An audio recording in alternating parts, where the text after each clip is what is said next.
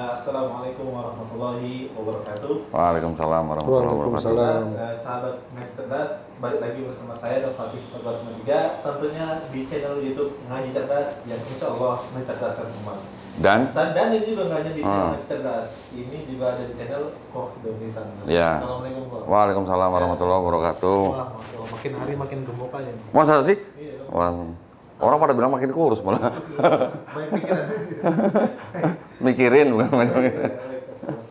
Tapi aktivitas lancar tuh ya. Alhamdulillah, alhamdulillah. Ya. Sibukan apa sih kalau gitu? Sibukan ya perusahaan udah jalan sendiri, jadi sekarang sibuk dakwah gitu. Alhamdulillah ya. Itulah yang memang orang yang disibukkan oleh dakwah, maka dunia pasti mengikuti. Iya, iya. Nah, pada kesempatan kali ini, alhamdulillah, sahabat yang cerdas, saya dan Polodi mendapat kesempatan untuk membahas satu hal yang mungkin krusial ya, mungkin sering dibahas setiap akhir tahun. Mungkin udah tidak asing lagi, yaitu adalah tentang Natal. Nah, ini nanti akan dibahas selebar-lebarnya oleh pakarnya langsung, masalah bahkan beliau juga pernah mantan gitu, mantan yang merayakan hari Natal. Sama bukan? Emang dia doang. Masa doang? Kami. Gua juga. Iya. Mungkin kalau saya kan mungkin karena ya nggak terlalu aktif gitu. Nah, mungkin bagaimana nanti penjelasannya. Nah, tapi sebelum ke Kodonitan dengan pembahasannya, bagi sahabat Ngaji Cerdas ataupun channel Kodonitan yang belum subscribe channel ini, jangan lupa tekan tombol subscribe-nya, kemudian like, komen, dan share ke teman-teman yang lainnya. Ya. Dan nyalakan juga tombol loncengnya sehingga tidak terlewatkan update terbaru dari Ngaji Cerdas. Nah, alhamdulillah. Kok sebelum ke materi ini, kok ini saya kebetulan saya lagi pakai baju. Apa tuh? Nah, ini buat sahabat Ngaji Cerdas ataupun Kodoni, mungkin banyak yang bingung nih kok. Hair gel pagan apa nih? Hair gel. Glenn, bacain Glenn. Here jeans, pageants. Jadi bingung ya. Saya juga pertama kali pakai, saya sampai sekarang baru tahu itu kemarin-kemarin. Ternyata artinya adalah hari gini pagan. Gitu. Hari gini. Hari gini pagan. Gitu ya. Bacanya kurang. Hari gini pagan gitu. Bacanya hari gini pagan. Masya Allah. Jadi ya mungkin hari gini masih pagan itu kayak nggak zaman. Nah, ini bajunya bagus banget. Saya udah pakai kemana-mana, dan kalau mau order silakan bisa hubungi nomor Kodoni ya. Bukan nomor saya. Nanti adalah di itulah di deskripsi lah. Di order silakan. Insya Allah bisa mendapat kebaikan buat kita semua. Nah, keuntungannya buat anak yatim piatu. oh Masya Allah, ini yang saya sangat Semuanya, ya. Masya Allah, keuntungannya buat anak yatim. Nah, satu lagi juga dari ini produk dari Ngaji Cerdas. Wih, itu adalah mantap. Walid parfum, Masya Allah ya. Ini juga- Dari mana tuh parfum? Ini dari produk Ngaji Cerdas kok. Jadi Ngaji Cerdas memproduksi ini yang Insya Allah keuntungan ini untuk wakaf produktif Masya di Allah. pendidikan kok, pesantren gitu ya. Nah, coba kok. Wangi kan? Mungkin Coba. Nah, coba. Mabok. Enak Oh, wanginya. ya, Masya Allah. Dia doang, gua dong. Buset dah. Ya. Mana. Coba. Nah, ini Masya Allah, coba. Nah, coba. Cepat dapat jodoh. Wah. Oh, biar cepet jadi jodoh katanya. Baik, Yang buat bercocok tanam juga ada. ini produk dari Ngaji Cerdas. Barangkali mungkin bisa diorder, dan insya Allah ini harumnya aroma Madinah, dan Harum apa harom? harumnya Harumnya. Gua tadi dengarnya harumnya. baik. Ada. Bagus, bisa tahan di baju selama apa namanya, Enak 2 baunya. jam, dan ya pokoknya bagus deh insya Allah biarnya. Enak baunya. Nah, Ya. Jadi langsung ke pembahasan nih Bro. Ya. Hah? Mungkin banyak Proklin. orang di luar sana, baik itu yang non muslim Parfum lah. ataupun yang muslim kok, Hmm. mungkin mereka pengen tahu nih sejarahnya Memang sudah Natal cek. itu bagaimana gitu. Hmm. Ya, mungkin kan banyak ya orang-orang yang berbeda-beda untuk menanggapi hal Natal ini. Ada yang bilang bahwa ini bukan kelahiran Yesus Kristus, ada juga yang bilang ini kelahiran Dewa Matahari dan seterusnya. Nah, mungkin dari Koh Doni sendiri nih, bagaimana sih mungkin sejarahnya kok tentang Natal ini? Sejarahnya. Iya. Kalau ini Bismillahirrahmanirrahim ya, maksudnya gini, saya menyampaikan ini bukan atas pendapat saya sendiri, Iya.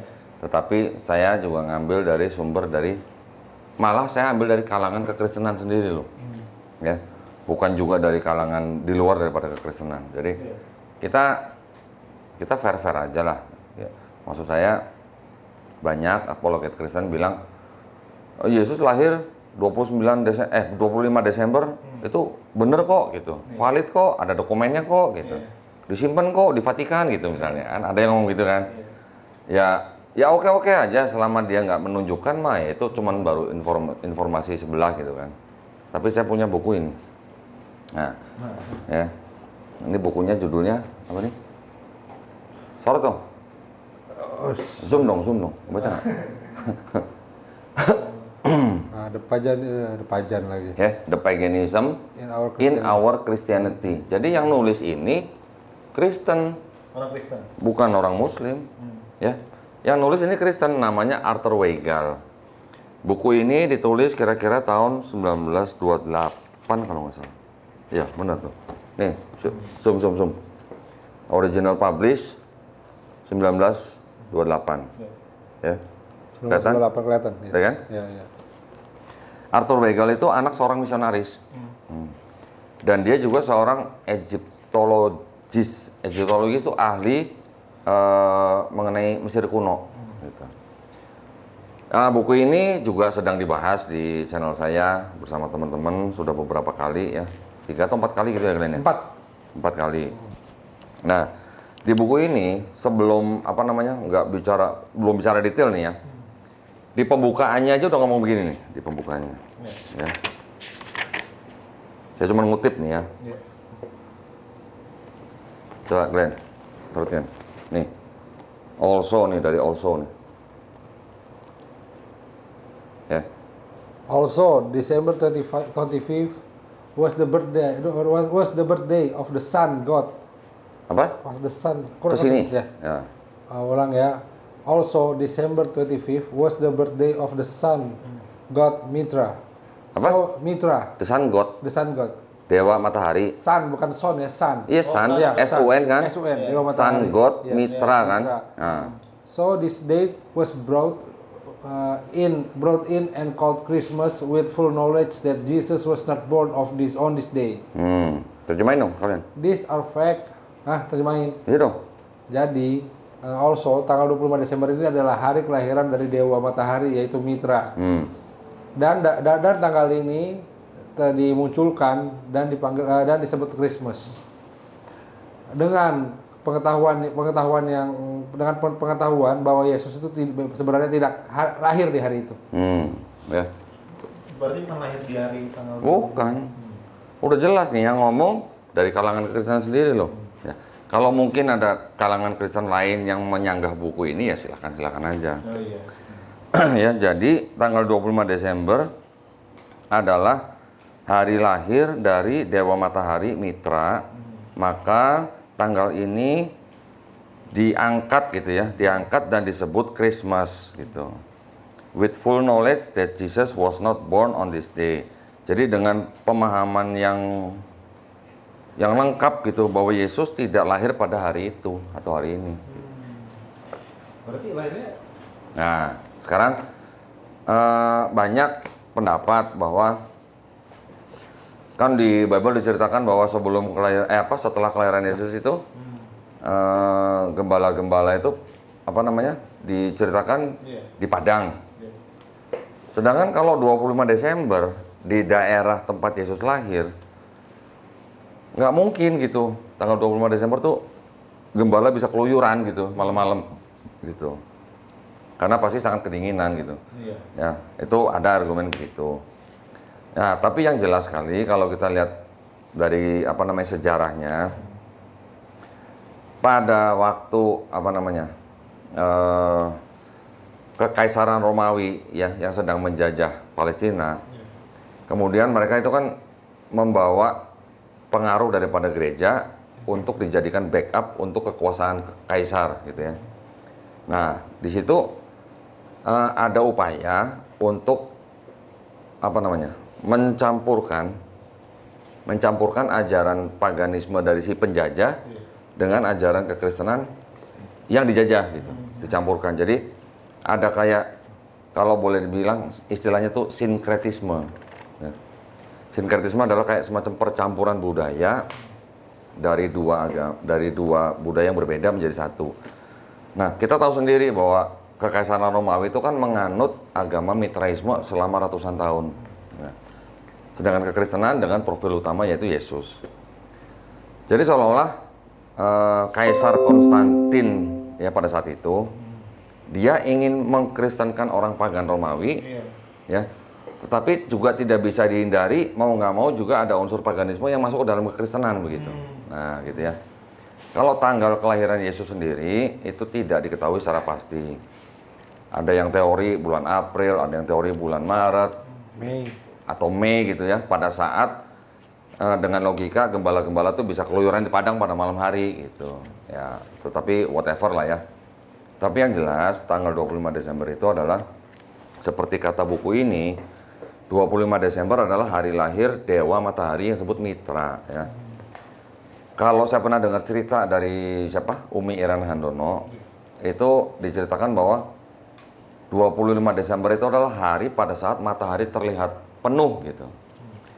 Beberapa hari sebelumnya matahari itu baru kelihatan sebagian-sebagian gitu. Makin hari mendekati ke tanggal 25 Desember tuh makin besar, sampai tanggal 25 Desember itu kelihatan penuh gitu. Makanya dianggap sebagai lahirnya dewa matahari gitu ya. Itu sebenarnya sejarahnya gitu kira-kira. Ya. Tapi sekarang kan banyak mereka ya, saudara-saudara kita yang belum merupakan Islam, mereka begitu yakin gitu bahwa apa namanya Yesus itu dilahirkan pada tanggal 25 Desember. Yang membuat mereka yakin itu sebenarnya apa gitu? Sudah tradisi. Oh, jadi itu tradisi dulu. Iya, iya. Tradisi. Secara ilmiah sudah terbukti bahwa Yesus tidak mungkin lahir pada tanggal 25 Desember. Dan yang ngomong juga dari kalangan mereka sendiri gitu. Tetapi sebenarnya buat saya, nah gini, buat saya yang lebih menarik itu bukan benarkah Yesus lahir pada tanggal 25 Desember, ya kan? Karena dari sebagian kalangan Kristen sendiri sudah ada yang membuktikan bahwa Yesus tidak mungkin lahir pada tanggal 25 Desember, ya kan? Yang lebih menarik buat saya itu Yesus yang mana yang lahir tanggal 25 Desember.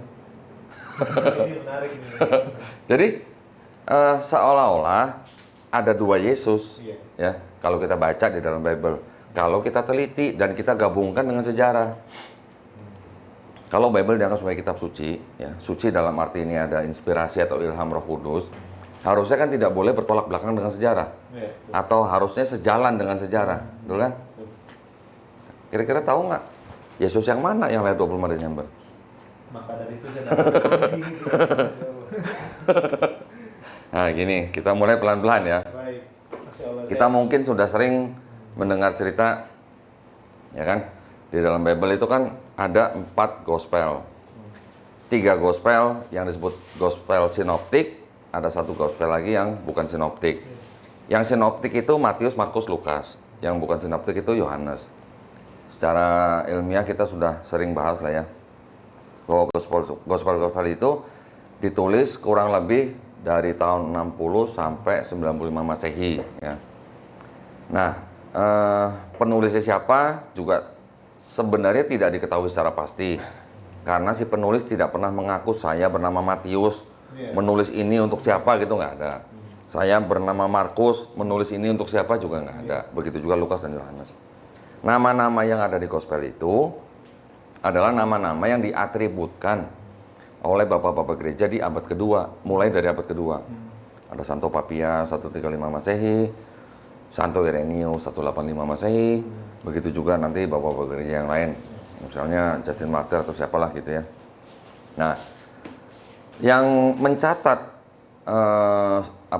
kisah mengenai kelahiran Yesus itu ternyata dari 4 gospel itu cuman Matius dan Lukas.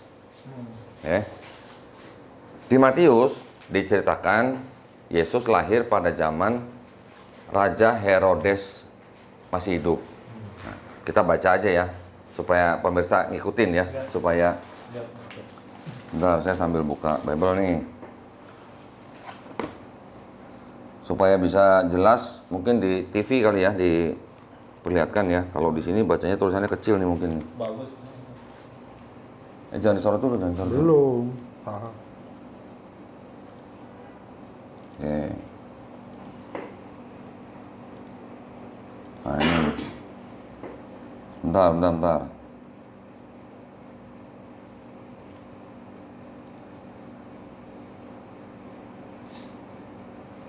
Ini diambil langsung dari sumbernya nih. Ya. Nah, oke. Sekarang boleh lihat nih di Bible nih. Ini dari aplikasi Alkitab nih ya. Baca nggak? Bentar. Atau perlu digedein tulisannya? Sebentar. Atau digedein dikit ya? Udah, baca. Sini kebaca. Oke. Ya. Baca, Glenn. Sesudah Yesus dilahirkan di Bethlehem di tanah Yudea pada zaman Raja Herodes, datanglah orang-orang Majus dari timur ke Yerusalem dan bertanya-tanya, di manakah dia, raja orang Yahudi yang baru dilahirkan itu? Kami telah melihat bintangnya di timur dan kami datang untuk menyembah dia. Terus? Ketika Raja Herodes mendengar hal itu, terkejutlah ia beserta seluruh Yerusalem. Maka dikumpulkannya semua imam kepala dan ahli Taurat bangsa Yahudi, lalu dimintanya keterangan dari mereka di mana Mesias akan dilahirkan. Mereka berkata kepadanya, di Bethlehem, di tanah Yudea, karena demikianlah ada tertulis di dalam kitab Nabi. Mana? Udah? Ayat 5 ya? Iya, ayat 5 terakhir. Masih terus? Oke lah, cukup lah ya. Boleh deh, terus ya, terus. Ayat 6, Tadi ayat 5 ya, sekarang ayat 6 ya. Iya. Dan engkau Bethlehem, tanah Yehuda, engkau sekali-kali bukanlah yang terkecil di antara mereka yang memerintah Yehuda. Karena daripadamu lah akan bangkit seorang pemimpin yang akan mengembalakan umatku Israel. Terus? Lalu dengan diam-diam Herodes memanggil orang-orang Majus itu dan dengan teliti bertanya kepada mereka, bila mana bintang itu nampak? Kemudian ia menyuruh mereka ke Bethlehem. Katanya, pergi dan selidikilah dengan seksama hal-hal mengenai anak itu. Dan segera sesudah kamu menemukan dia, kabarkanlah kepadaku supaya aku pun datang menyembah dia. Terus? Setelah mendengar kata-kata raja itu, berangkatlah mereka dan lihatlah bintang yang mereka lihat di timur itu mendahului mereka hingga tiba dan berhenti di atas tempat di mana anak itu berada. Ketika mereka melihat bintang itu, sangat bersukacitalah mereka. Terus? Maka masuklah mereka ke dalam rumah itu dan melihat anak itu bersama Maria ibunya, lalu sujud menyembah dia. Mereka pun membuka tempat harta bendanya dan mempersembahkan persembahan kepadanya, yaitu emas, kemenyan, dan mur. Terus? Dan karena diperingatkan dalam mimpi supaya jangan kembali kepada Herodes, maka pulanglah mereka ke negerinya melalui jalan lain. Terus. Penyingkiran ke Mesir. Setelah orang Majus itu berangkat, nampaklah malaikat Tuhan kepada Yusuf dalam mimpi dan berkata, bangunlah, ambillah anak itu serta ibunya, larilah ke Mesir, dan tinggallah di sana sampai aku berfirman kepadamu, karena Herodes akan mencari anak itu dan untuk membunuh dia. Terus. Maka Yusuf pun bangunlah, diambilnya anak itu serta ibunya malam itu juga, lalu menyingkir ke Mesir, dan tinggal di sana hingga Herodes mati. Hal itu terjadi supaya genaplah yang difirmankan Tuhan oleh Nabi. Dari Mesir kupanggil anakku. Terus? Pembunuhan anak-anak Bethlehem. Ketika Herodes tahu bahwa ia telah diperdayakan oleh orang-orang Majus itu, ia sangat marah. Lalu ia menyuruh membunuh semua anak di Bethlehem dan sekitarnya, yaitu anak-anak yang berumur 2 tahun ke bawah, sesuai dengan waktu yang dapat diketahuinya dari orang-orang Majus itu. Sampai sini. Mau terus boleh lah sampai 18 lah. Dengan demikian genaplah firman yang disampaikan oleh Nabi Yeremia. Terdengarlah suara di Rama, tangis dan ratap yang amat sedih. Rahel menangisi anak-anaknya dan ia tidak mau dihibur, sebab mereka tidak ada lagi. Dari ayat-ayat yang tadi kita baca, kita tahu di sini ada satu nama Herodes, ya. Herodes itu bukan nama orang memang. Herodes itu adalah gelar bagi raja. Seperti di Mesir, gelar raja itu Firaun. Nah, ini di Yudea, gelar raja itu adalah Herodes gitu. Jadi rajanya bisa bernama siapa aja, tapi gelarnya tetap Herodes gitu. Nah, Herodes yang di Matius ini, ya, itu adalah Herodes Agung, atau kalau dalam bahasa Inggrisnya The Great Herod gitu ya, The Great Herod. Di sini memang tidak tertulis Herodes Agung, tertulisnya hanya zaman Raja Herodes. Oke. Sekarang kita buktikan benar nggak omongan saya. Kalau Herodes yang di Matius ayat 1 ini, 2 ayat 1 ini, itu adalah Herodes Agung. Oke. Ini pelan-pelan ya supaya pemirsa juga bisa ngikutin nih. Nah, kita tahu di informasi di banyak media ya, bahwa Herodes Agung itu matinya tahun berapa? 4 sebelum Masehi. ada pendapat lain mengatakan bahwa dia matinya tahun 1 sebelum Masehi. Ya. Kurang lebih ada perbedaan 3 tahun kan. Tetapi yang populer itu mengatakan bahwa Herodes Agung meninggalnya tahun 4 sebelum Masehi. Nah, saya punya ini nih. Nah, Injil. Oke. Injilnya masih pakai DJ nih. Iya. Injil zaman dulu Ya, ya. zaman dulu nih, ya. Tetapi sebentar ya, ini intermezzo ya. Bagi umat Islam, tolong dipahami bahwa yang disebut dengan Injil yang dianggap sebagai kitab sucinya kekristenan ini bukan Injil yang diterima oleh Nabi Isa Al-Masih yang dimaksud di dalam Quran. Iya. Ya, beda ya, tolong dibedakan. Oke. Ini bukan wahyu yang diterima Nabi Isa Al-Masih yang dimaksud di dalam Quran. Ya. Yang disebut dengan Injil di sini, ini kita sebut aja Gospel. Ya. Gospel itu yang tadi Matius, Markus, Lukas, Yohanes. Selain daripada 4 Gospel itu adalah surat-surat dari Paulus. Kemudian ada tulisan-tulisan dari orang lain. Oke. Itu ya, intermezzo ya. Sekarang saya mau tunjukkan di Matius. Tadi berapa? Matius 2 ayat 1 kan? Iya. Oke. Sebentar. Ini harta karun nih. Berarti kalau kita baca berarti nggak ada apa-apa ya Bu ya? Nggak ada apa-apa maksudnya? Saya nggak ada hukumnya nih gitu misalnya. Nggak masalah. Nggak masalah. Ya ini kan buat belajar. Supaya nggak mudah dimurtadin. Boleh dong? Boleh lah. Kalau yang apa namanya? Yang mungkin pengetahuannya minim, Ya jangan. sebaiknya jangan ya. Oke, sekarang saya mau menunjukkan di sini tadi Matius 2 ayat 1 ya. Nah ini, Glenn, zoom Glenn.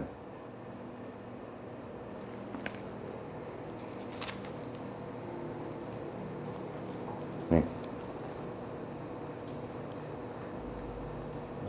Ini apa lagi surat? ini Matius 2 ayat 1. Ini Matius 2 ayat 1 nih.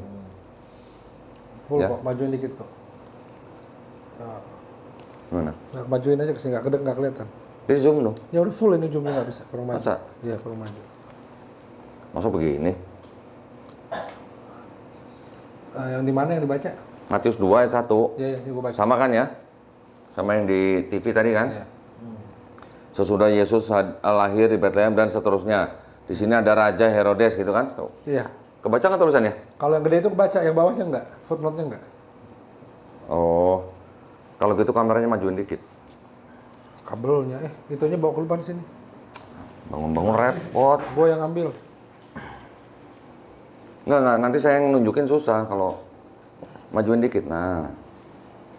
Oh, kebanyakan sebenarnya. Di sini kan ada Matius 2 ayat 1 kan. Di bawah ini ada catatan nih. Ya. Ini di sini ada kata-kata Raja Herodes. Sama kan tadi yang di TV kan? Iya. Nah, sekarang saya mau kasih lihat di halaman berikutnya. Nah, halaman berikutnya ini ada keterangan nih, ayat 3 nih. Dalam tanda kutip Herodes. Ialah Herodes Agung. Iya, kebaca dikit. Baca. Iya, tapi agak susah. Tatar, lagi auto zoom dia, bentar. Sip. Ia bukan bangsa Yahudi Terus, dan diturunin kok, kalang tuh sini. Naik dikit. Hop. Ia bukan bangsa Yahudi dan diangkat oleh penjajahan Romawi. Ia pandai dan giat bekerja, tetapi terkenal karena kelalimannya. Karena kemana turun? turun dikit aja, dikit ya. Sip. Karena kecurigaan ia malah telah membunuh istri dan 3 orang putranya. Terus.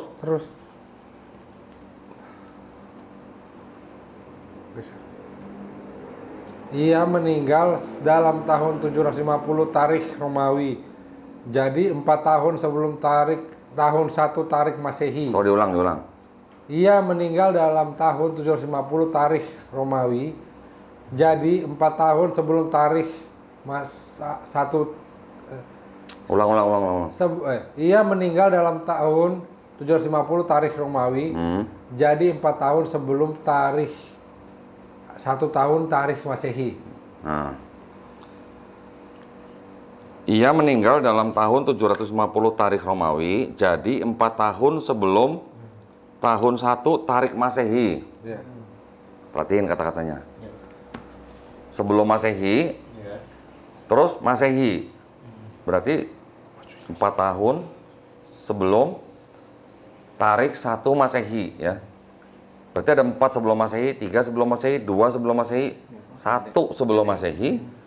Nggak ada kan, tahun 0 Masehi kan nggak ada. Langsung tahun 1 Masehi kan. Ini dikatakan jadi 4 tahun sebelum tahun 1 Tarikh Masehi. Artinya 4 tahun sebelum tahun 1 Masehi, 4 tahun sebelumnya. Ya.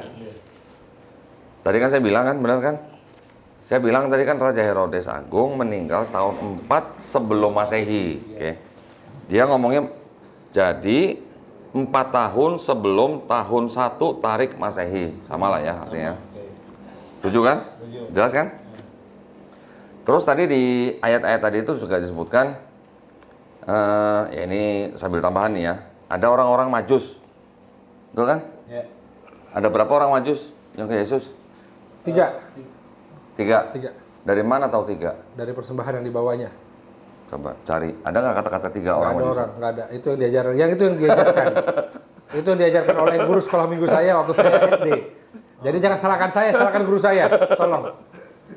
Nah, kita semua tahu kan, ngelihatlah di cerita sekolah minggu atau segala macam informasi yang mendatangi Yesus, raja atau orang Majus itu 3 orang. Iya. Betul kan? Ya, Ternyata di 3. Ternyata di ayat-ayat itu nggak ada tulisan 3, nggak ada. Oh, nggak ada 3. Nggak ada. Ayo berapa sekarang kau tanya? Asumsi dari hadiah menyan tadi itu menyan, emas dan mur. Ya karena 3 Ya, itu kan persembahannya. Iya, dianggap 3, dianggap 1 orang bawa 1 persembahan. Iya. Itu asumsi. Itu kan berarti. persembahannya. Iya. Tapi yang datang kan belum tentu 3 orang. Belum tentu 3 Berapa yang datang? Kalau dari gambarnya 3 sih. Hah? Dari gambarnya 3. Salah.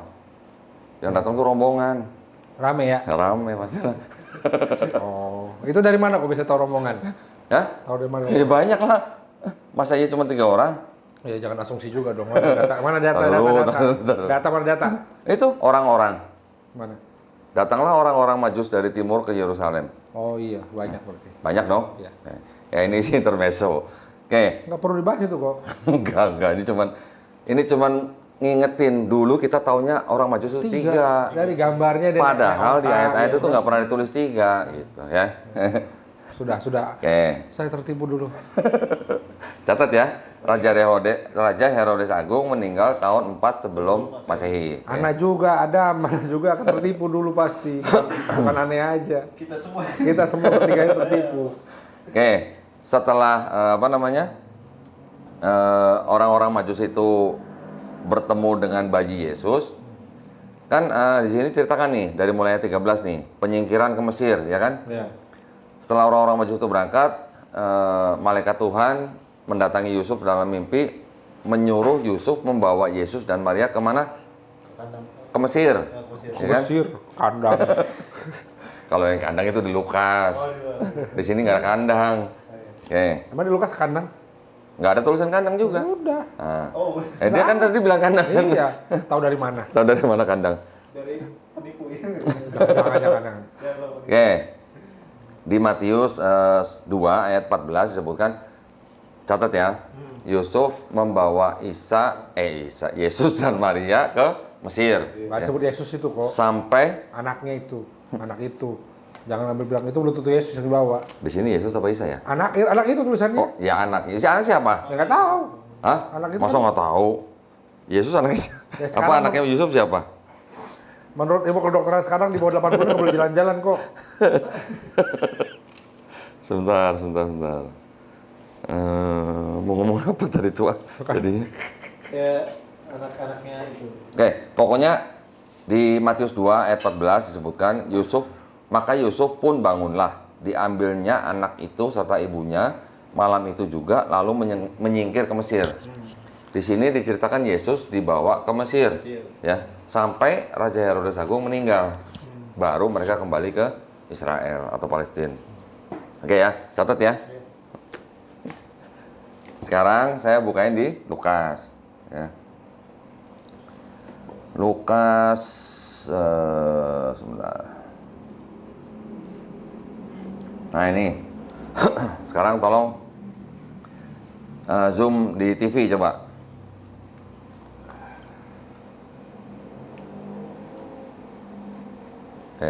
Baca. Gantian, Adam yang baca. Baca nggak? Iya. Dari perikopnya. Oke. Kelahiran Yesus. Ini Matius ya? Lukas 2. Lukas 2 ayat 1. Lukas 2 ayat 1. Pada waktu itu Kaisar Agustus mengeluarkan suatu perintah menyuruh mendaftarkan semua orang ya di seluruh dunia. Nah, terus. Inilah pendaftaran yang pertama kali diadakan sewaktu Quirinius menjadi wali negara Syria. Negeri di Syria. Di Syria. Oke, Oke. terus. Maka pergilah semua orang mendaftarkan diri masing-masing di kotanya sendiri. Demikian juga Yusuf pergi dari kota Nazaret di Galilea ke Yudea, ke kota Daud yang bernama Bethlehem. Kemudian Bethlehem. Bethlehem. Jadi katanya selalu Bethlehem. Bethlehem. Terus? Karena ia berasal dari keluarga dan keturunan Daud. Oke, terus. Supaya didaftarkan bersama-sama dengan Maria, tunangannya, yang sedang mengandung. Oh, tunangannya mengandung. Oh, iya, itu kan masih ada penang. Dia mau kritisi itu Oke. Ketika mereka di situ tibalah waktunya bagi Maria untuk bersalin Terus? dan melahirkan seorang anak laki-laki, anaknya yang sulung. Lalu dibungkusnya dengan lampin dan Dibaringkannya di dalam palungan karena tidak ada tempat bagi mereka di rumah penginapan. susah bacanya, miring kali ya. Iya. Coba baca dengan Terusin Glenn. Oke, coba Mas Len coba. Nah, di ayat 7 itu ada nggak kata-kata kandang? di palungan kok. Ya, palungan. Nah, palungan itu. Palungan itu Tempat makan untuk makanan ternak. Makanan ternak. Palungan itu kayak tempat untuk makan ternak. Bentuknya begini nih. Ya, Iya. berarti pada saat itu makanan ternak apa? Ya belum tahu. Ya, peternak ada. apa. Ada yang ada. Ya ini cuma menggunakan palungan untuk naruh Yesus gitu loh. Oh. Ya mungkin palungan mau di luar mau dalam rumah kita nggak tahu. Anak-anak itu salah. Tapi kan nggak ada kata-kata kandang kan? Nggak ada kata-kata kandang. Lihat dong di kalimat terakhir. Karena tidak ada tempat bagi mereka di mana? Di rumah penginapan. Nah, ya rumah penginapan bukan kandang kan? Iya. Udah ada tulisannya rumah penginapan. Jadi ini apa namanya, di rumah penginapan cuma Ada kamar. membaringkan Yesusnya di palungan gitu doang. Yang bilang di kandang domba itu siapa gitu? Itu saya dapat dari gereja tuh. Kalau salah ya jangan salahkan saya. Terus tambah lagi ayatnya tambah lagi. Mungkin yang ngasih tahu juga nggak tahu soal itu, biarin aja. Ya, oke. Lanjut Glenn, bacain Glenn. Di daerah itu ada gembala-gembala yang tinggal di padang menjaga kawanan ternak mereka pada waktu malam. Ingat Terus? ya, kunci malam. Ya, malam ya. Ya, malam ya. Tiba-tiba berdirilah seorang malaikat Tuhan di dekat mereka dan kemuliaan Tuhan bersinar meliputi mereka dan mereka sangat ketakutan. Terus. Lalu kata malaikat itu kepada mereka, "Jangan takut, sebab sesungguhnya aku memberitakan kepadamu kesukaan besar untuk seluruh bangsa. Iya. Hari ini telah lahir bagimu juru selamat, yaitu Kristus Tuhan di kota Daud." Ya. Terus. Dan inilah tandanya bagimu, kamu akan menjumpai seorang bayi dibungkus dengan lampin dan terbaling di dalam palungan. Palungan lagi. Ada kandangnya? Hah? Enggak ada. Ada kandangnya nggak? Nggak ada. Enggak ada. Terus. Dan tiba-tiba tampaklah bersama-sama dengan malaikat itu sejumlah besar bala tentara surga yang memuji Allah, katanya, "Kemuliaan bagi Allah di tempat yang maha tinggi, dan damai sejahtera di bumi di antara manusia yang berkenan kepadanya." Terus. Setelah malaikat-malaikat itu meninggalkan mereka dan kembali ke sorga, gembala-gembala itu berkata kepada yang lain, "Marilah kita pergi ke Bethlehem untuk melihat apa yang terjadi di sana, seperti yang diberitahukan Tuhan kepada kita." Terus. Lalu mereka cepat-cepat berangkat dan menjumpai Maria dan Yusuf dan bayi itu yang sedang berbaling di dalam palungan. Terus. Palungan. Palungan lagi. Dan ketika mereka melihatnya, mereka memberitahukan apa yang telah dikatakan kepada mereka tentang anak itu. Dan semua orang yang mendengar heran tentang apa yang dikatakan gembala-gembala itu kepada mereka. Tetapi Maria menyimpan segala perkara itu dalam hatinya dan merenungkannya. Iya. Maka kembalilah gembala-gembala itu sambil memuji dan memuliakan Allah. Allah yang dipuji ya, ingat. Iya. Nah, terus. Karena segala sesuatu yang mereka dengar dan mereka lihat semuanya sesuai dengan apa yang telah dikatakan kepada mereka. Terus. Udah. Ini Udah. terus. Oh, dan ketika genap 8 hari dan ia harus disunatkan. Oh, disunat. Nah, Iya. itu tulisan disunat. Iya, disunat. Terus. Ia diberi nama Yesus, yaitu nama yang disebut oleh malaikat sebelum ia dikandung ibunya. Ya. Kok setahu saya dibilang malaikat itu Immanuel deh, bukan Yesus. Terus. Dan ketika genap waktu pentahiran, menurut hukum Taurat Musa, mereka membawa dia ke Yerusalem untuk menyerahkannya kepada Tuhan. Nah, diserahkan kepada Terus. Tuhan. Tuhan. Hah? Tuhan kok diserahkan kepada Tuhan? Ini nanya kemana nih? Udah nggak usah dibahas. Panjang betul. Oke. Tadi jadi panjang. Dan Terus, seperti terus. ada tertulis di dalam hukum Tuhan, semua anak laki-laki sulung harus dikuduskan bagi Allah. Hmm. Ya. Dan untuk mempersembahkan korban menurut apa yang difirmankan dalam hukum Tuhan, yaitu sepasang burung tekukur atau 2 ekor anak burung merpati. Iya. Akikah ini berarti ya. Akikahnya 2. Oh, pakai burung. Terus. Mana tadi? Adalah di Yerusalem seorang bernama Simeon. Ia seorang yang benar dan saleh yang menantikan penghiburan bagi Israel. Roh Kudus ada di atasnya. Itu Roh Kudus ada di atasnya ya. Terus. Ya, Roh Kudus ada di atasnya.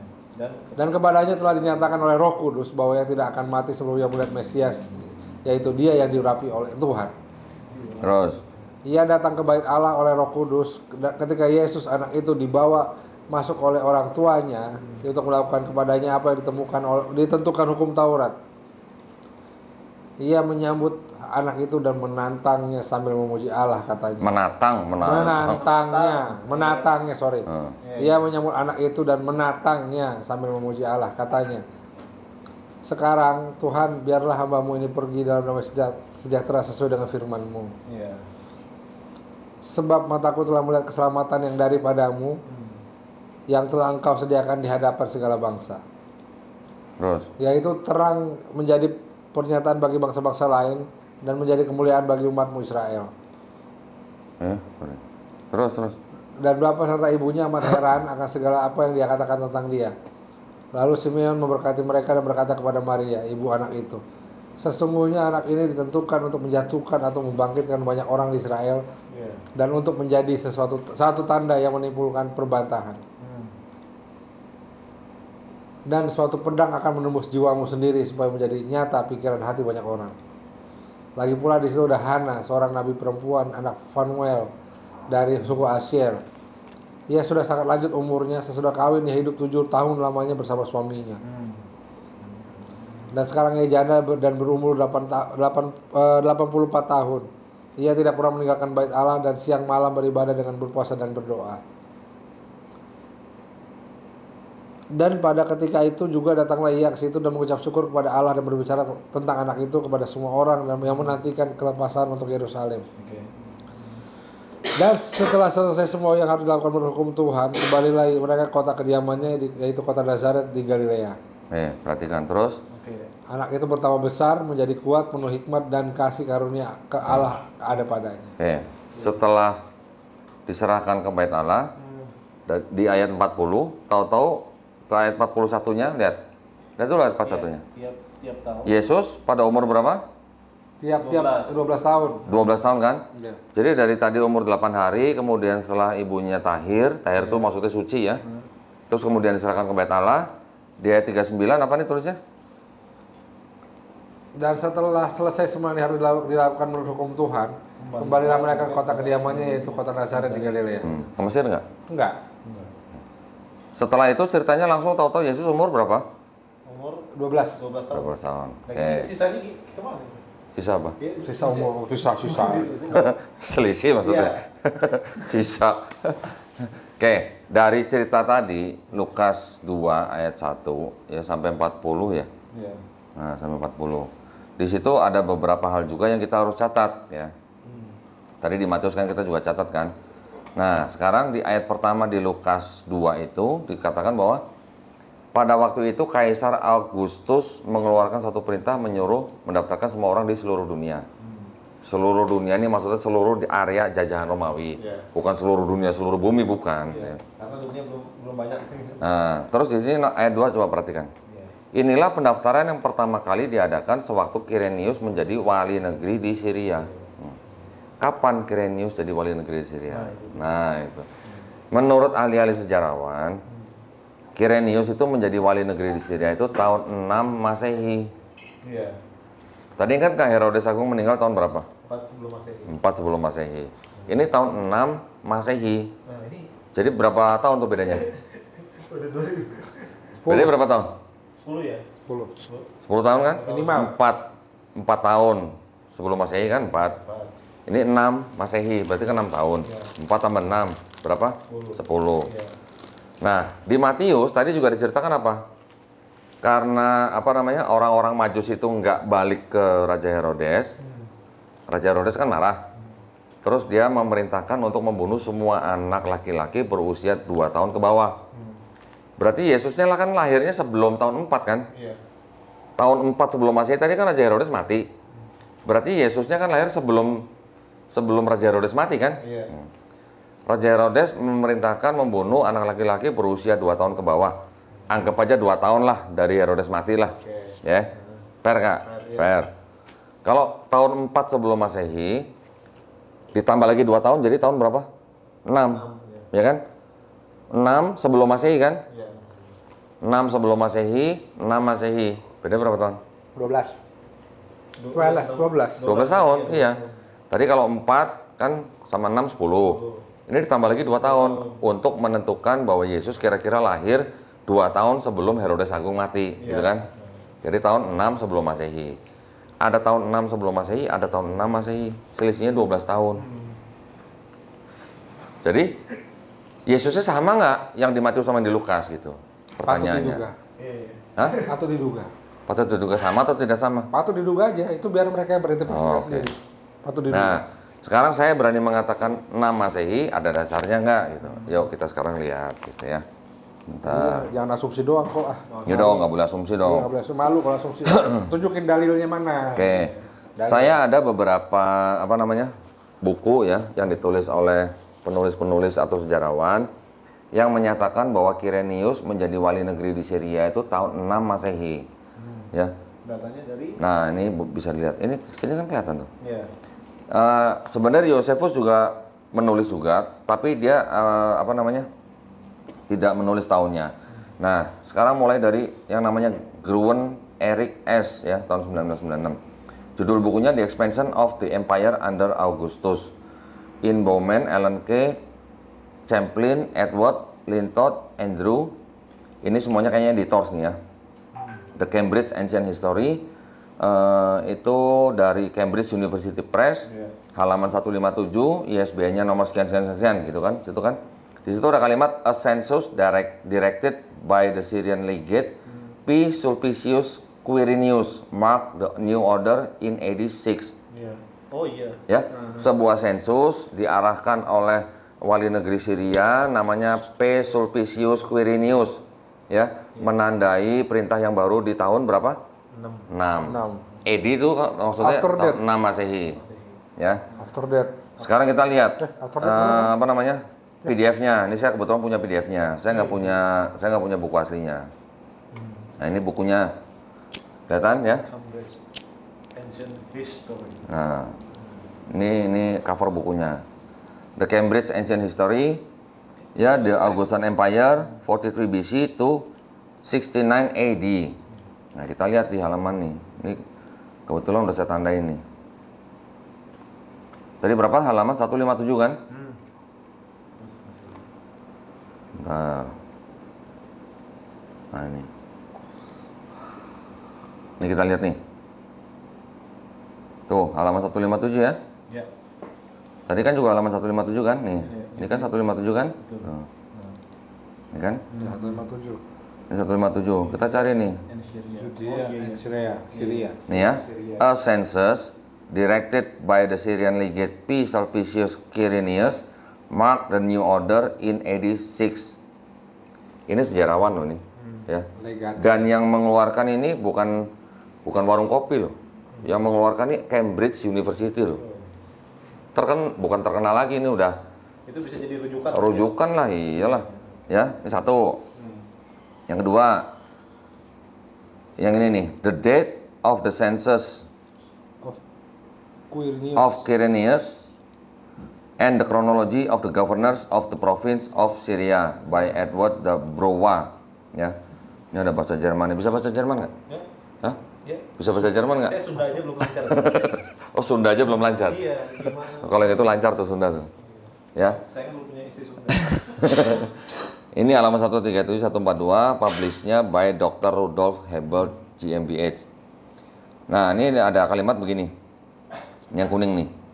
Since Archelaus vacated the throne in 6 AD, establishing the date of the census may appear to be a simple and obvious task.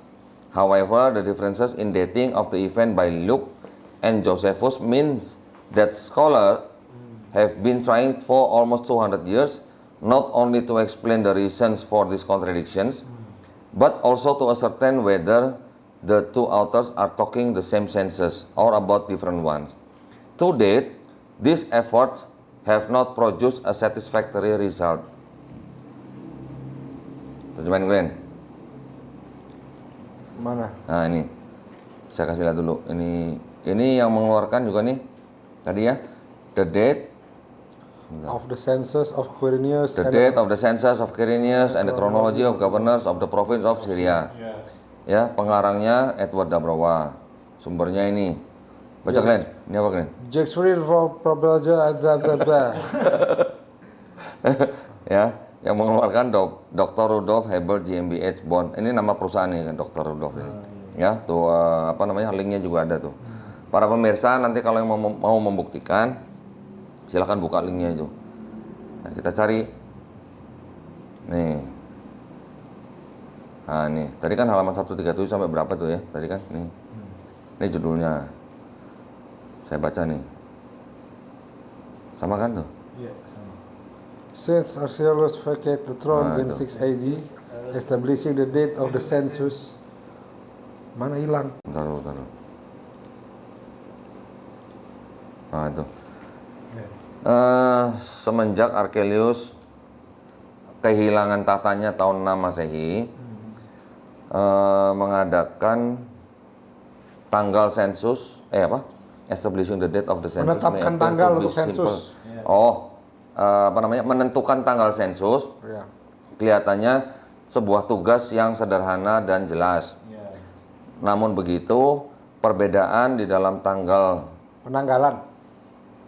Iya, perbedaan dalam penanggalan sensus itu oleh Lukas dan Josephus berarti bahwa sarjana-sarjana telah mencoba hampir 200 tahun tidak hanya untuk menjelaskan alasan daripada kontradiksi-kontradiksi ini, tetapi juga untuk menentukan ketidakpastian di mana dua penulis berbicara mengenai sensus yang sama atau yang berbeda gitu kan. Sampai hari ini usaha ini tidak menghasilkan hasil yang memuaskan. Oke. Sekarang kita ke yang ketiga. Dari Hayes John Haraldson, ya, Mendel Sarah R tahun 98. Chapter 3, The Herodian Period, The Jewish People in Classical Antiquity from Alexander to Bar Kokhba. Ya. Di sini ada kalimat begini. Yes.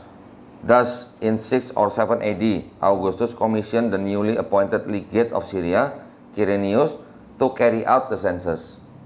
Ya kan? Maka pada tahun 6 atau 7 Masehi, Augustus memerintahkan wali negeri yang baru ditunjuk, yaitu Quirinius, untuk mengadakan sensus. Tahun berapa? 6 atau 7 Masehi. Iya. Yang ngomong 6 Masehi bukan saya loh ya. Ya. Ada di situ tuh. Ada kan? Itu bacanya bukan legate kok. Hah? Bukan legate bacanya. Mana? Yang legate itu bukan legate itu. Appointed legate bukan legate. Appointed legate. Iya bukan legate itu bacanya itu. Legate. Oh, legate. Bahasa apa tuh? Bahasa Romawi tadi. Legate of Legate Syria. of Syria. Itu bupati. Wali negeri. Iya, Ya, bupati, adipati lah. Berapa tahun tinggal di Roma dulu? Hah? Berapa tahun tinggal di Roma? 3 tahun alhamdulillah. Jualan teh botol? Enggak, nyapu. Oke ya, itu adalah ahli-ahli sejarah yang mengatakan bahwa Quirinius menjadi wali negeri di Syria tahun 6 Masehi. Saya ada tambahan sedikit. Ini mungkin tadi saya lupa catat nih. Ini ada suatu apa nih? Dari Liberty University ya, Scholars Crossing. Ini topiknya adalah The Census of Quirinius Luke 22 kan. Wayne Brindle, Liberty University. Banyak juga ya. Sebenarnya banyak sekali Oh. yang membahas masalah ini, cuman karena keterbatasan lah, saya bacain dikit-dikit aja. Nah ini tadi namanya aslinya itu Publius Sulpicius Quirinius Hampir sama tadi ya. Plinius Danelius gitu ya. Di sana kan tulisannya tadi kan P titik Ya, P. Sulpicius Quirinius. Nah ini ada kalimat begini. Then in AD 6 Archelaus was deposed from the throne of Judea, and Quirinius was sent by Augustus to become governor of Syria. To liquidate Archelaus' estate. Nah, Archelaus itu siapa? Ada yang tahu nggak? Archelaus. Ini kan ada tulisannya. Then in AD 6 Archelaus. Archelaus. Ya, Ini. saya nggak tahu, tapi sepertinya itu anaknya Herodes. Ya, ini anak Herodes. Pinter gue ya, Ini anak gue pinter ya. Herodes. Akhirnya, alhamdulillah. Ya, ini anak Herodes. Jadi, pada tahun 6 Masehi, Quirinius disuruh oleh Agustus atau diutus oleh Agustus menjadi wali negeri Syria itu untuk melikuidasi Archelaus. Likuidasi berarti dia dikudeta. Diturunkan dari tahta ya, gitu kudeta ya. lah. Tadi kan ditulis juga di sini ada nih. Yang apa nih? Since Archelaus vacated the throne in 6 AD. Ya, menyerahkan. Ya. Menyerahkan tahta. Nah, jadi sejarawan-sejarawan sudah memastikan bahwa Quirinius menjadi wali negeri di Syria tahun 6 Masehi. Tadi kita sudah mendapatkan perkiraan tahun kelahiran Yesus di Matius, dicocokkan dengan sejarah, jatuhnya kurang lebih di tahun 6 sebelum Masehi. Karena Herodes Agung meninggal tahun 4 sebelum Masehi. Berarti perbedaannya ada 12 tahun. Oke lah, kita fur. Apa for? Fur itu bahasa Indonesia apa ya? Kasih poin. Kasih poin. Bukan poin. Fur nih. Ini saya fur nih, saya Iya, fur. kasih poin. Atau kalau kalau bahasa Liga Champions agregat. Agregat. Oke lah. Ya, berapa setengah? Tipur setengah. Kok agregat sih? Bukan, sorry agregat, bukan agregat. Apa namanya ya? Itulah itu. Ya pokoknya dikasih lah. Ya lah kita fur lah ya. Ya. Tadi kan saya bilang ada kebanyakan pendapat mengatakan Herodes Agung Kasih poin. meninggal tahun 4 sebelum Masehi. Ada juga kalangan yang mengatakan bahwa Herodes Agung meninggal tahun 1 sebelum Masehi. Iya. Ya kita fur aja lah. 1 lah ya. Berarti kalau Herodes Agung meninggal tahun 1 sebelum Masehi, berarti Yesus kira-kira lahir tahun 3. kurangin 2 tahun Iya. menjadi tahun 3 sebelum Masehi kan? Tahun 3 sebelum Masehi sama tahun 6 Masehi. Jadi bedanya 9 tahun. Nah. Ya, itu poin pertama kali dari tarikh atau penanggalan aja sudah terjadi perbedaan. Jadi kalau baca begini terus kita cocokkan dengan sejarah, harusnya bisa berpikir ada berapa Yesus di dalam Matius dan Lukas gitu. Itu poin pertama. Yang kedua, di Matius Yesus dibawa ke Mesir. Sedangkan di Lukas setelah sunat, kemudian setelah ibundanya Maria Tahir itu kalau di di imamat kalau nggak salah, ada 2 keadaan tahir itu untuk yang punya anak perempuan dan punya anak laki-laki. Sebentar ya, takut salah nih. Bukan di sini aja bisa dibaca kok. Ya sebentar. Oke, imamat 12 1 sampai 5. Saya bukan sebentar. Imamat 12 1 sampai 5. Nih, coba sorot. Ya, coba. Pentahiran sudah. Coba siapa yang baca?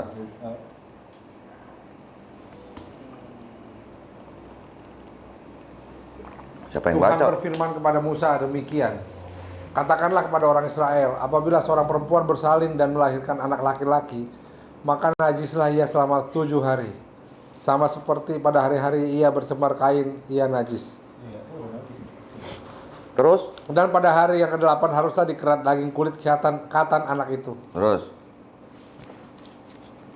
Selanjutnya 33 hari lamanya perempuan itu harus tinggal menantikan pentahiran dari darah nifas. Dan tidak boleh ia kena kepada sesuatu apapun yang kudus dan tidak boleh ia masuk ke tempat kudus sampai sudah genap hari-hari pentahirannya. Oke. Tadi kita lihat nih di sini nih. Apabila perempuan bersalin dan melahirkan anak laki-laki, maka najislah ia selama 7 hari. 7 hari. Terus pada hari ke-8 anaknya harus Katan. disunat. Dikerat. Berarti udah 7 tambah 1? 8. 8. Setelah disunat, selanjutnya 30 hari lamanya perempuan itu harus tinggal menantikan pentahiran dari darah nifas dan seterusnya. Jadi ada 7 hari tambah 1 hari 8, tambah lagi 30 hari. Jadi berapa hari? 38 hari. 38 hari. Itu nifas kan ya? Iya. Itu kalau untuk anak laki-laki. Kalau untuk anak perempuan lebih panjang lagi. Ya. Nih sebutkan nih ya. Cuman ini saya nggak bahas lah yang perempuan. Nah, ini kan kita bicara Yesus laki-laki ini. Udah. Nah, jadi pada waktu hari ke-38 berarti Yesus dibawa Maria kemana tadi? Bait Allah kan? Iya. Untuk diserahkan. Tadi nanya apa? Tuhan diserahkan kepada? Tuhan. Oke, bingung, saya bingung. Dia yang nanya loh, bukan gue loh. Iya. Ya wajar dia nanya. Iya. Ya wajar lah. Iya, Tuhan terus diserahkan ya. Nah, itu masalah penerjemahan lah. Oke. Oke. Jadi pada hari ke-38 Yesus dibawa ke Bait Allah untuk diserahkan ke Tuhan. Setelah diserahkan apa? Kemana tadi bilangnya? Ke apa? Kembali ke Kembali ke Nazaret, Oh, Nazaret ya. ya kan? Iya. Nih ayatnya di ayat 39 kalau nggak salah nih. Nah, kembali ke kota kediamannya yaitu kota Nazaret di Galilea. Iya. Yang satu ke Mesir, yang satu ke Nazaret. Sama nggak? Gak sama. Tuhan yang mana? Dari Lukas tadi setelah diceritakan kembali dari kembali ke Nazaret, tahu-tahu ceritanya kan langsung ke umur 12 tahun. Iya. Ya kan? Nah, jadi kalau melihat cerita yang singkat ini nggak sama dong harusnya dong. Hah? Jadi pertanyaan saya adalah Yesus yang mana yang lahir tanggal 25 Desember itu? kabur ke Yang dirayakan Mesir itu. berapa tahun kok? Tadi kan dianggapnya, kita kan menganggap bahwa Yesus lahir 2 tahun sebelum Raja Herodes meninggal. Ya kan? Meninggal atau memerintahkan buat mencari anak-anak? Coba di konteks dipahami dulu. Enggak, kita anggap aja. Oh, anggap difur lagi dong. Iya gini, kan Herodes kan meninggal tahun 4 sebelum Masehi. Ya. Ya kan? Dia dia memerintahkan anak-anak laki-laki berumur 2 tahun ke bawah untuk dibunuh. Ya. Berarti anggap aja Yesus lahir 2 tahun sebelumnya. Bisa. Padahal dianggap saja, anggap aja. Anggaplah itu full. Kan bisa aja mungkin 4 tahun sebelum Herodes mati dia udah merintahkan kan bisa Ya, aja. makanya kita nanya di Nanti kalau mundur lagi kejauhan lagi berarti tambah banyak lagi. Makanya berapa tahun di Mesir kan nggak ada yang tahu. Nah, di Mesir memang tidak diceritakan berapa tahun. Hanya diceritakan setelah Herodes meninggal, Dia balik lagi. baru dia kembali ke Israel. Iya. Gitu. Jadi kalau Herodes meninggalnya tahun 4 sebelum Masehi, berarti Yusuf membawa Yesus dan Maria kembali ke Israel ya pada tahun kurang lebih ya pada tahun 4 sebelum Masehi itu. Iyalah. Itu aja masih beda dengan Lukas gitu. Iya. Enggak, maksud saya kan berarti waktu Herodes memerintahkan bunuh anak-anak itu kita nggak tahu umurnya berapa lama lagi kan? Ya. Dipur lagi dong. Oh, ini udah banyak ngefur sebenarnya. Ya udahlah cukup. Ya. Jadi gitu. Oke, jadi ada 2 Tuhan kita taruhlah kan bisa disimpulkan ya. Dua Tuhan, ada dua versi Yesus Ada di 2 situ. versi Yesus Iya. ya, yang di mana? Ya. Karena ini saya mendengar sekali pendapat seorang pendeta. Ya, dia berkata, dia itu waktu membantah perkataannya Ustadz Kenama. Dia bilang, apabila ada nama yang sama tapi kisah berbeda, sudah dipastikan orangnya berbeda. Nah, Yang bilang siapa? Sebutin jangan. Pendeta. Pendeta. Oh, terus?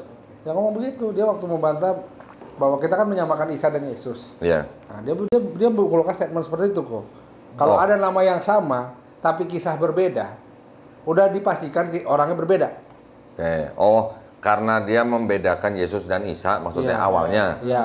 Terus dia berkata kalau ada nama yang sama tapi kisahnya berbeda, orangnya udah pasti beda. Iya. Nah, ini orangnya namanya kan sama Yesus kan? Kisahnya? Di Matius juga Yesus, di Lukas juga Yesus, kisahnya beda. Nah, Bukan saya ngomong ya. Nah, kalau kisahnya beda, berarti orangnya sama apa enggak? Ya, itu menurut beliau. Beliau yang ngomong. Aduh, oke. Nah, ini kita bukan mau apa sih namanya? Bukan mau apa-apa lah. Cuman mau ngajak mikir gitu Ya, aja. ajak mikir aja. Oke. Ya. Jadi, saya- Walaya tafakaru. Oke, jadi saya alhamdulillah jadi makin belajar lebih dalam lagi. Syukur jazakallah khairan atas waktunya. Dan ini mungkin buat kita semua bahwa ya udah nggak ada lagi seharusnya kalimat apakah kita harus mengucapkan yang kayak gitu ya. Nah, kalau Mengucapkan apa? mengucapkan selamat yang demikian kok yang padahal kisahnya itu juga masih dalam kerancuan. Coba mari kita berpikir secara logis dulu. Nah, iya. Gini, gitu. diceritakan gembala itu pada malam hari mengembalakan Iya. ternaknya di kalau memang itu benar bulan Desember. Coba kita lihat di Google sekarang. Suhu rata-rata di Bethlehem pada bulan Desember. Coba dilihat pada malam hari berapa. Enggak, kalau ada pertanyaan gini, bolehkah kita mengucapkan selamat Natal kepada kaum Kristiani? Gitu ya pertanyaannya kan. Sekarang gini, kalau kita sudah mengetahui fakta-fakta seperti ini, terus bagaimana kita mau mengucapkan selamat Natal kalau tanggalnya saja kontroversial, kemudian Kisahnya. Yesus juga tidak mungkin lahir pada tanggal itu. Kemudian juga ada dua kisah yang berbeda, dua versi yang berbeda. Apa kita nggak salah kalau ngucapin selamat Natal gitu? Enggak, ini dari sini ya, dari cerita kita sini ya. Tetapi yang paling penting adalah kalau kita tahu mereka menganggap atau menyembah Yesus sebagai Tuhan, terus kita ngucapin selamat atas kelahiran Tuhan mereka gitu. Nah, kira-kira pantas apa enggak? Gitu aja. Kalau saya mengikuti pendapat yang itu ya. Kalau ada pendapat Muslim yang lain yang membolehkan umat Muslim untuk mengucapkan selamat Natal kepada kaum Kristiani, itu hak mereka. Saya nggak komen yang itulah ya. Kalau saya ngikut pendapat yang ya itu tadi, udah tanggal lahirnya kontroversial, itu tanggal lahirnya Dewa Matahari Mitra, kemudian ada juga sejarawan Arthur Weigel juga bilang istilahnya dia yang bilang kan, Sun God Mitra kan, Arthur Weigel kan. Terus kemudian juga dia bilang Yesus nggak mungkin lahir pada tanggal itu. Terus kemudian juga dari kisah yang ada yang kita baca tadi itu profilnya berbeda. Terus yang terakhir, apakah kita pantas memberikan selamat kepada saudara kita yang sedang merayakan hari kelahiran Tuhan mereka yang bukan Tuhan yang kita sembah gitu loh. Terlebih lagi itu rancu dalam itu kisah kita gitu. Oke. Ya itu yang rancu-rancu. Itu karena pendapat ini sendiri. Iya, yang rancu-rancu ya itu PR mereka sendiri lah ya. Gitu. Masya Allah. Ya, Tapi ada juga kalangan Muslim yang membolehkan. Yaitu biarlah itu hak mereka. Seharusnya lebih Red Kodoni sendiri bahwa bahkan tadi kita sudah saksikan bersama dari sejarahnya, dari lahir di mana dan seterusnya. Mungkin itu bisa jadi barometer ya kan ya, karena ya kalau pendapat ulama mayoritas kok memang nggak boleh mengucapkan selamat Natal gitu ya. Ya kalaupun ada ya Allahu a'lam sampai bagaimana kita sudah mengingatkan bahwa itu nggak boleh. Tetapi ya ini saya berpesan aja. Walaupun saya mengikuti pendapat bahwa kita tidak boleh mengucapkan selamat Natal kepada saudara-saudara kita yang Kristiani, bukan berarti kita harus memusuhi mereka. Itu beda ya konteksnya ya. Bukan berarti kita harus memusuhi mereka, justru kita harus tetap membangun hubungan yang harmonis dengan sesama warga negara Indonesia gitu loh. Istilahnya dengan setiap warga negara Indonesia mempunyai keyakinan yang berbeda-beda, kita tetap satu bangsa, satu negara. Kalau bahasan kita nih adalah bahasan ilmiah, saya nggak mau bahasan asumsi gitu ya. Saya nggak mau menceritakan sesuatu tanpa dasar, tanpa data, tanpa literasi, tanpa referensi. Jadi bukan kita mau mencari permusuhan atau bukan kita mau mencari sesuatu yang tanpa data gitu. Kita harus bisa tetap menjadi saudara sebangsa dan setanah air. Tetapi kalau masalah ilmiah lain lagi gitu loh. Dan gitu ya. mungkin Kodoni juga bisa membuka ya kayak forum diskusi buat teman-teman yang masih belum memeluk agama Islam gitu. Tadi Masya Allah ya, jadi kalau ngomongin toleransi ya Islam sudah mengajarkan itu ya Pak ya. sudah kalimatnya sangat jelas gitu. Toleransi kita di dalam hal ini, kalau di dalam konteksnya Natal, toleransi kita adalah umat Islam tidak boleh mengganggu orang lain merayakan hari raya atau hari besar mereka gitu ya. Tidak boleh mengganggu. Itu adalah hak mereka masing-masing. Itu toleransi kita. Tetapi kalau untuk akidah, mohon maaf kita tidak bisa toleransi. Jadi kalau kita tidak mengucapkan selamat Natal ya itu juga hak kita juga gitu ya. Masya Allah. Kalau dalam konteks yang lain juga mungkin menarik loh. Karena kalau masalah toleransi itu kalau yang berhubungan dengan akidah dan keyakinan itu sangat-sangat sangat vital gitu ya. Zaman sekarang. Kalau umat Kristen toleransi nggak? Ini konteksnya lain nih, tapi konteksnya lain nih. Nanti konteksnya mungkin bisa kaget nih.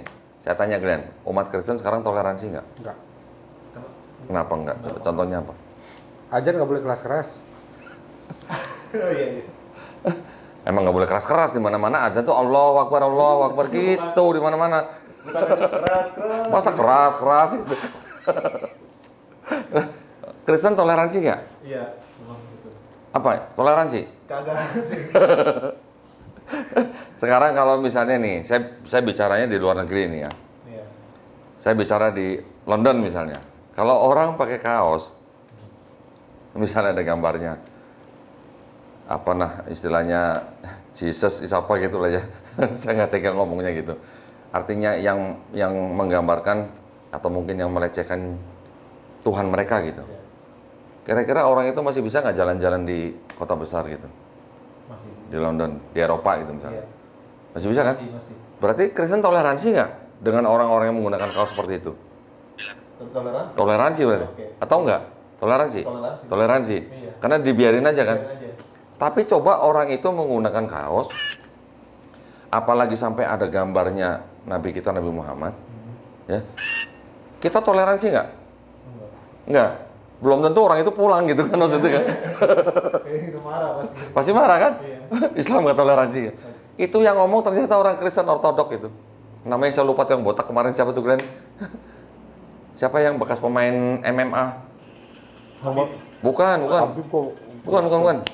Saya ingat tuh, orang saya nerjemahin kok sebentar. McGregor. Bukan. Bentar. Saya tuh kemarin belum lama tuh saya nerjemahin sebuah video. Bengkulu. Ada seorang mantan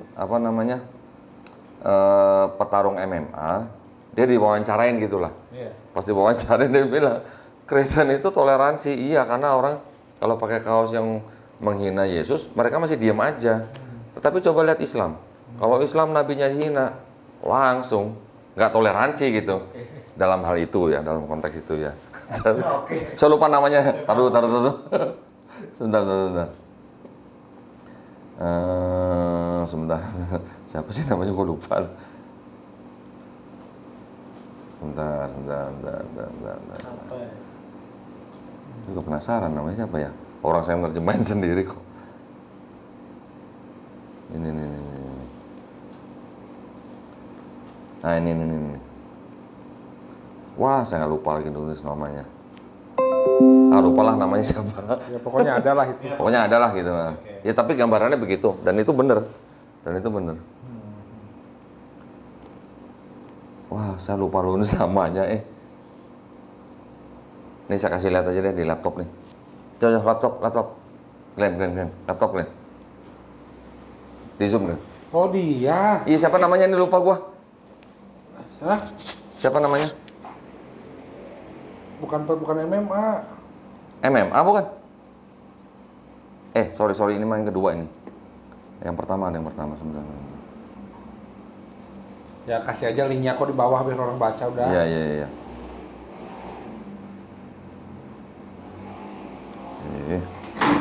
Kesini.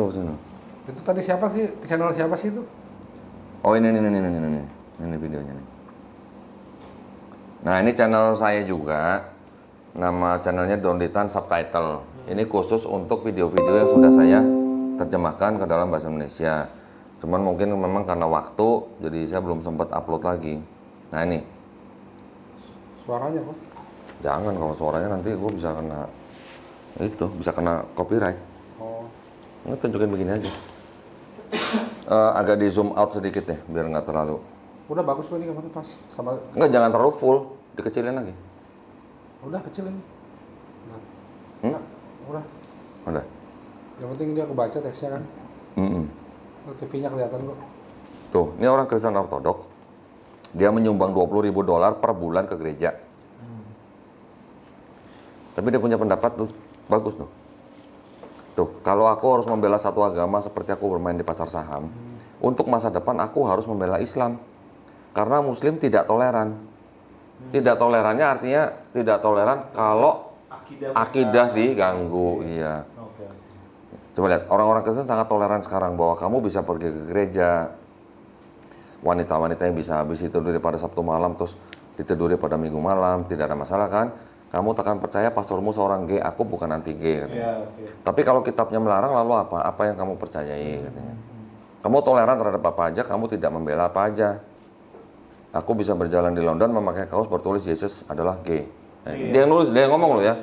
Bukan saya ngomong loh, takkan terjadi apa-apa padaku jika aku melakukan hal sama dengan Nabi Islam, aku akan mati sebelum pulang. Iya, iya. Justru kalau ada saya ada di situ, saya akan jadi tersangkanya. Nah itu makanya itu yang dimaksud dengan Islam tidak toleran kalau urusan akidah, gitu ya.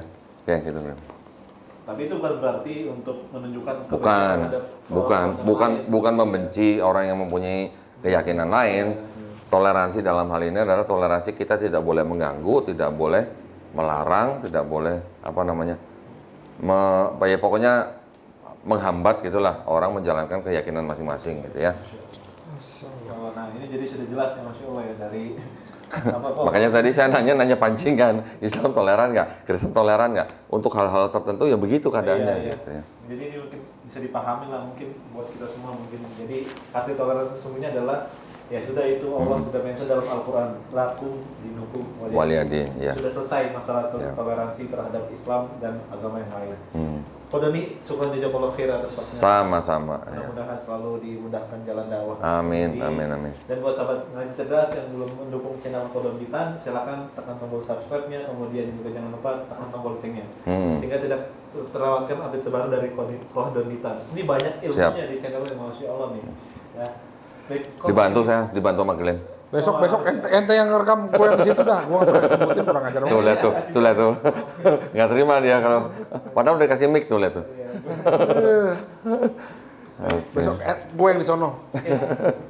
Kok sekali lagi makasih banyak kok. Sama-sama Adam. Mungkin kami dan tim ngaji cerdas dan Kodoni pamit undur diri. Mohon maaf apabila kata-kata kami ada yang keliru. Kalau ada yang benar itu datang dari Allah, kalau ada yang salah pasti itu datang dari kami berdua.